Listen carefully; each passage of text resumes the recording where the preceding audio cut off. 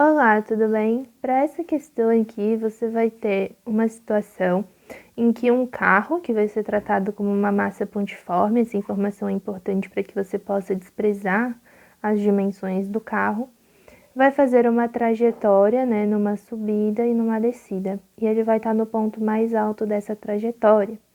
E ali diz que esse ponto mais alto pode ser aproximado como pertencente, né, a uma circunferência de raio de 100 metros. Então, é como se nessa subida, assim, aqui no ponto mais alto, depois na descida, a gente pudesse pensar que esse pedacinho aqui que faz a curva, digamos assim, pertence a uma circunferência de raio 100 metros, e que nesse trechinho aqui em que ele está deixando de subir para começar a descer, ele vai descrever um movimento circular com uma circunferência de 100 metros.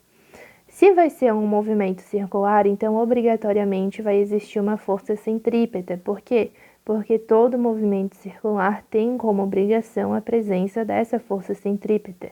E a força centrípeta não é uma força por si só, ela é uma força resultante das forças que estão atuando aqui na direção radial, que é a direção que está apontando para o centro. Então, no caso, vai ter a força centrípeta, que vai ser a resultante das forças para cá, força centrípeta. A gente sabe que a força resultante é dada pela soma vetorial das forças que estão atuando. Então, ó, eu vou somar o peso com a normal e precisa dessa força centrípeta aqui para baixo. A gente sabe, né, que na soma vetorial, quando dois vetores estão em sentidos opostos, na soma vetorial, a gente faz a subtração dos módulos.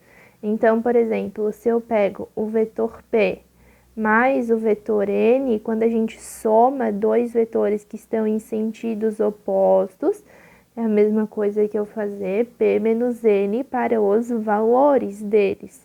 Então, eu vou ter que a minha força centrípeta, que é a minha força resultante, é igual ao valor do peso menos o valor da força normal. Se o valor do peso fosse igual ao valor da força normal, então ficaria, por exemplo, se os dois valessem 10 newtons. Então, ficaria 10 menos 10 igual a zero. Se não tem força centrípeta, não é movimento circular, então não pode acontecer. Mas, por exemplo, se o peso fosse 10 newtons e a normal aqui fosse 8, aí ficaria 10 menos 8 igual a 2, daí teria uma força centrípeta. A intenção desses exemplos é só para você ver que para que isso aqui seja possível, o peso tem que ser maior do que a normal, ou seja, a força normal na estrada durante essa curva vai ser menor do que quando for numa trajetória plana, como é o caso aqui.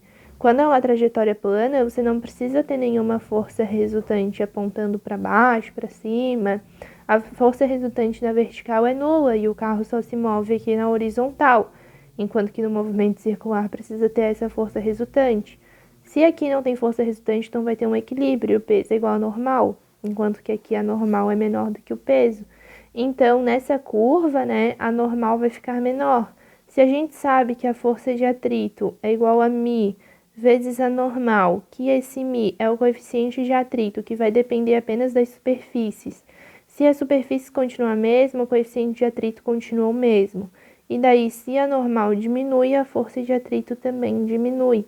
Por isso que a gente vai ter que a força de atrito vai ser menor, porque a força normal da estrada sobre o carro é menor.